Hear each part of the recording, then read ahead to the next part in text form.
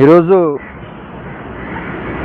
కేంద్ర రాష్ట్ర ప్రభుత్వాలు కలిసి విద్యుత్ రంగాన్ని ప్రైవేటీకరణలో భాగంగా అదానికి అప్పచెప్పాలనే ఉద్దేశంతో స్మార్ట్ మీటర్ రూపంలో తీసుకొస్తున్నారు.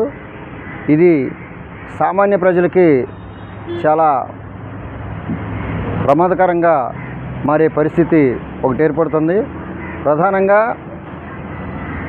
2024 ఎన్నికల సందర్భంగా మన ఆంధ్ర రాష్ట్రంలో కూటమి పాలకులుగా ఉన్నటువంటి టీడీపీ, బీజేపీ, జనసేన పార్టీలు మూడు కలిసి గత ప్రభుత్వం 8 సార్లు విద్యుత్ ఛార్జీలు పెంచింది. అనేక రూపాల్లో ప్రజల నుంచి వాళ్ళు వసూలు చేస్తున్నారు. ప్రజల్ని బాదుడు రూపంలో వాళ్ళు పిండి పీల్చి చేస్తున్నారని ప్రజల్ని నమ్మించి అధికారంలోకి రావడం కోసం మేము కానీ అధికారంలోకి వస్తే మేము సర్ఛార్జీలు రద్దు చేస్తాము, ట్రూ అప్ ఛార్జీలు రద్దు చేస్తాము, మీకు ప్రజలందరూ కూడా నాణ్యమైన విద్యుత్తుని సరఫరా చేస్తాం. స్మార్ట్ మీటర్ రూపంలో అధికారులు కానీ మీ ఇళ్ల దగ్గరికి కానీ వస్తే మీరు వాటిని పగలగొట్టడని స్వయాన నేటి విద్యాశాఖ మంత్రికి ఉన్నటువంటి నారా లోకేష్ గారే చెప్పారు. ఇవాళ మేము కమ్యూనిస్ట్ పార్టీకి మేము కూడా అదే చెప్తా ఉన్నాం.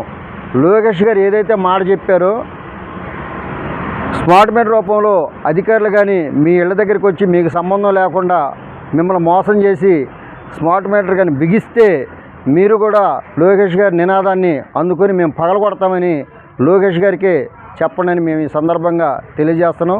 ఈ స్మార్ట్ మీటర్లు కానీ పెడితే మన సెల్ ఫోన్కి స్మార్ట్ మీటర్కి పెద్ద తేడా లేదు ఈరోజు. ఎందుకంటే 28 రోజులు మనం ప్రీపెయిడ్ కానీ రీఛార్జ్ చేసుకుంటే 28వ రోజు మన సెల్ ఫోన్కి రీఛార్జ్ చేయమని వారం ముందుగానే మెసేజ్లు వస్తాయి. అట్లాగనే వారం ముందుగానే ఈ స్మార్ట్ మీటర్లు కూడా అదానీ కంపెనీ నుంచి మెసేజ్లు వస్తాయి. మరి ఈ మెసేజీలు గ్రామీణ ప్రాంతాల్లో ఉన్నటువంటి, సిటీల్లో ఉన్నటువంటి, నగరాల్లో ఉన్నటువంటి, స్లమ్ ఏరియాలో ఉన్నటువంటి వాళ్ళకి స్మార్ట్ ఫోన్లు ఉండొచ్చు, ఉండకపోవచ్చు. కీప్యాడ్ రూపంలో ఉన్నటువంటి ఫోన్లు వాళ్ళు చూడకపోవచ్చు. కానీ 28 రోజుల తర్వాత రీఛార్జ్ కానీ చేయకపోతే ఆ రోజు ఆ కుటుంబం మొత్తం కూడా అంధకారంలో ఉండే పరిస్థితి ఉంది.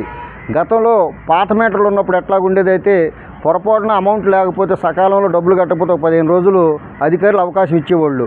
ఆ 15 రోజుల తర్వాత ఒక 50 రూపాయలు లేకపోతే ఒక 100 రూపాయలు ఫైన్ వేసి కట్టేవాళ్ళు. కానీ ఇప్పుడు ఆ పరిస్థితి అయితే ఉండదు. ఎందుకంటే స్మార్ట్ మీటర్లకి మనం వెంటనే నెల అయిపోయినప్పుడు అదానీ కంపెనీ నుంచి రీడింగ్ వస్తుంది. ఆ రీడింగ్ ప్రకారం ఎంత అయితే బిల్లు వస్తుందో ఆ బిల్లు పే చేయాల్సినటువంటి అవసరం ఉంది. మరి ఆ టయానికి డబ్బులు ఉండొచ్చు, ఉండకపోవచ్చు. అంటే భవిష్యత్తులో ఇది అంధకారం ప్రజలు చీకట్లోకి నెట్టే ఉద్దేశం తప్పితే మరొకటి కాదు. కేవలం పాలకులకు ఉన్నటువంటి వాళ్ళ కమిషన్ల కోసం, వాళ్ళ యొక్క స్వప్రయోజనాల కోసం ఈ స్మార్ట్ మీటర్లని అదానీ రూపంలో తీసుకొచ్చి విద్యుత్ రంగాన్ని మొత్తాన్ని కూడా ప్రైవేటు పరం చేస్తున్నారు. దీన్ని ప్రతి ఒక్క కుటుంబ సభ్యులు కూడా దీన్ని వ్యతిరేకించాల్సిన అవసరం ఉంది. భవిష్యత్తులో దీన్ని తిప్పికొట్టకపోతే, వీటిని అడ్డుకోకపోతే మీకే నష్టమని ఈ సందర్భంగా మేము తెలియజేస్తున్నాం.